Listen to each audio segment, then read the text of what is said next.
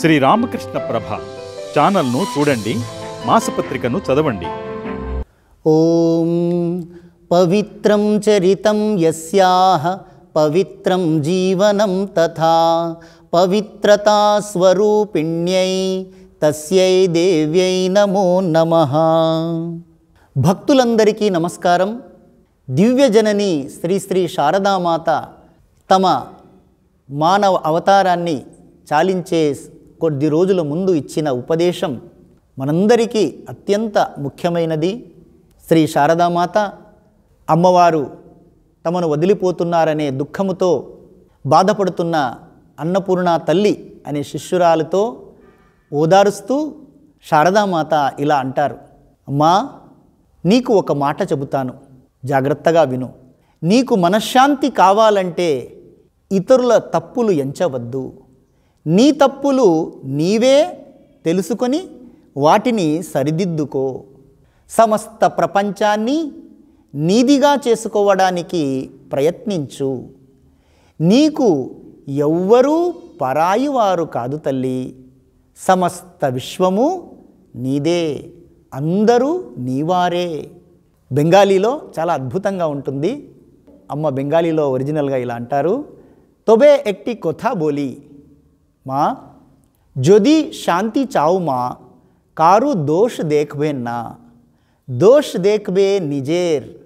সকল জগৎকে আপনার করে নিতে শেখো, কেউ পর নয় মা, জগৎ তোমার। My child, if you want peace of mind, do not find fault with others, rather see your own faults. Learn to make the whole world your own.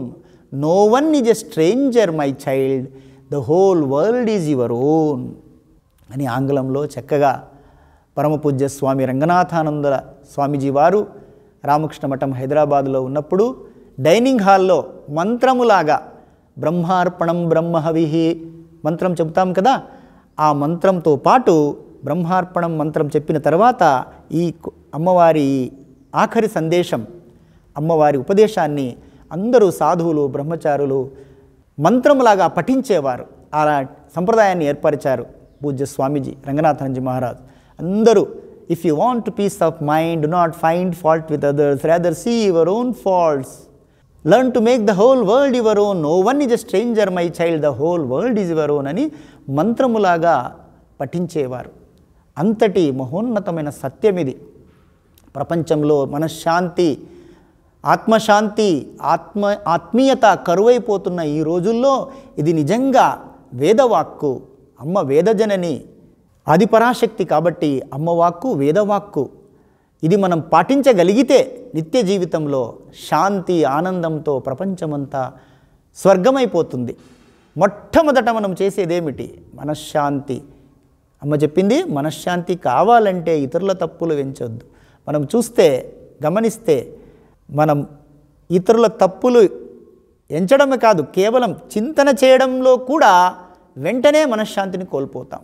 ఆందోళన, ఈర్ష, ద్వేషము, చింత ఇవన్నీ వచ్చి చేరుకుంటాయి. కాబట్టి ఈ అద్భుతమైన ఉపదేశాన్ని ఎంతోమంది మహామహా మేధావులు, వేదాంతులు కూడా, ఆహా, ఒక మహానుభావుడు అన్నారు, ఈ కొటేషన్ క్యాలెండర్ పైన రాసింది చూసి, వేదాంత సత్యమంతా ఇందులో ఉంది కదండి అన్నారు. ఎందుకు? అందరిలో ఆత్మను చూసేటప్పుడు ఎవరి తప్పులు ఎంచుతాం? అందరిలో పరమాత్మని చూడగలిగినప్పుడు ఎవరి దోషాలు చూడగలుగుతాం? ఆత్మైవ సర్వభూతేషు.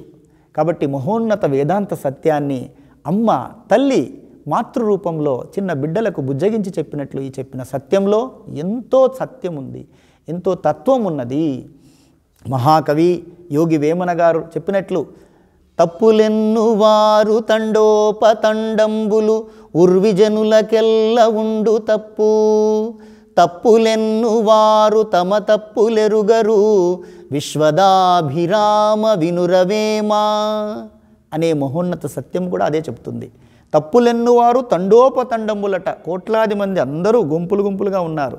ఉర్వి జనులకెల్లా ఉండు తప్పు. ఉర్వి ప్రపంచము, సృష్టి, భూమిలో ఉండే వాళ్ళందరికీ, అందరిలో మీలో నాలో అంతో ఇంతో తప్పు ఉండనే ఉంటుంది.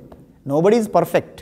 తప్పులెన్నువారు తమ తప్పులెరుగరు. ఎవరైతే ఇతరుల తప్పుల గురించి మనం చర్చిస్తూ ఉంటామో వాళ్ళని నిందిస్తూ ఉంటామో, పరనింద పరచర్చలు చేస్తూ ఉంటామో, తమ తప్పులు ఎరుగరు, మన తప్పుల్ని తెలుసుకోము.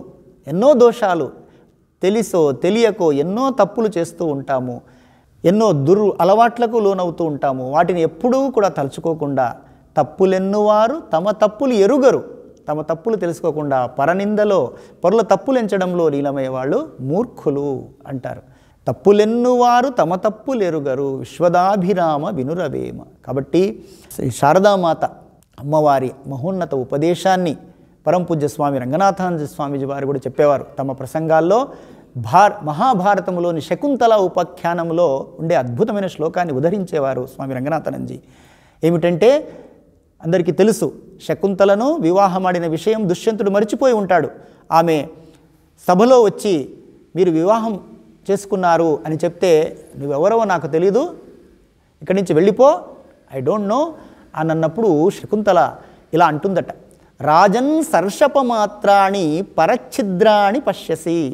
ఓ రాజా, దుష్యంత మహారాజా, నీ వ్యవహారం ఎలా ఉందంటే, పరులలో ఇతరులలో ఆవగింజ అంటాం కదా, ఆవగింజంత చిన్న మిస్టేక్ తప్పు ఉన్నప్పటికీ నువ్వు రాజన్ సర్షపమాత్రాణి పరశ్చిద్రాణి పశ్యసి, ఇతరులో ఉండే ఛిద్ర దోషాలు నీకు బాగా కనపడతాయి ఇంత చిన్నవైనప్పటికీ. కానీ ఆత్మనో బిల్వమాత్రాన్ని పశ్యన్నపి న పశ్యసి.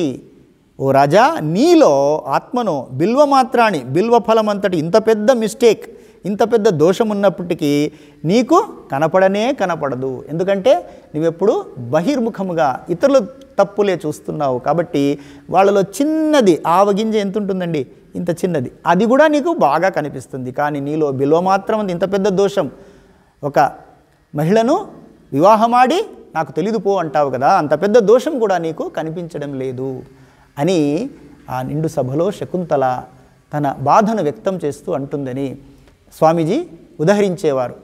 కాబట్టి ఈ పరదోషము, పరనింద, పరచర్చ మన జీవితాన్ని, మన సమయాన్ని, మన శక్తిని, మన యొక్క సర్వస్వాన్ని హరించి వేస్తా, మనకు తెలియకుండానే మన జీవితాలను అధోగతి పాలు చేస్తాయి. కాబట్టి ఈ దోష దర్శనం, ఇతరుల దోష దర్శనం వదిలిపెట్టి వారిలో ఉండే మంచి గుణాలు వెతికి మంచి గుణాలను మనము గ్రహించాలి. మన జీవితంలో అలవర్చుకుంటే మనము నిజంగా శాంతి, ఆనందము, ఆరోగ్యముతో జీవించగలుగుతాం.